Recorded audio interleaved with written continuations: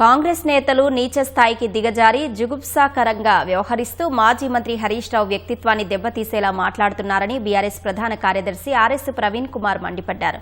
Revanth Reddy, Sunil కనుగోలు script రాసి ఇస్తుంటే అనామకులు గ్రహచర భవన్లో కూర్చొని మాట్లాడుతున్నారని ఆక్షేపించారు. మూకాంబిక అమ్మవారి దగ్గరికి వెళ్తే క్షుద్ర పూజలు అంటారా అని మండిపడ్డారు. హరీష్ రావు ఎక్కడకు వెళ్లారో డేటా కలెక్టు చేయడానికి మహేష్ కుమార్ గౌడ్ ఎవరని ఆర్ఎస్ ప్రవీణ్ కుమార్ ప్రశ్నించారు. రాష్ట్రం మీద క్షుద్ర పూజలు ప్రజలపై బాణామతి చేస్తున్నది కాంగ్రెస్ నేతలే అని ఆయన ఆరోపించారు. మహేష్ గౌడ్, అద్దంకి దయాకర్, సామ రామ్మోహన్ రెడ్డి విమర్శలను ఖండించారు. రాష్ట్రంలో కాంగ్రెస్, బీజేపీ కలిసి పనిచేస్తున్నాయని, హిందూ ధర్మ రక్షకులమని చెప్పుకునే బీజేపీ నేతలు ఈ ఆరోపణలపై స్పందిస్తారని అనుకోవడం లేదని ప్రవీణ్ కుమార్ అన్నారు.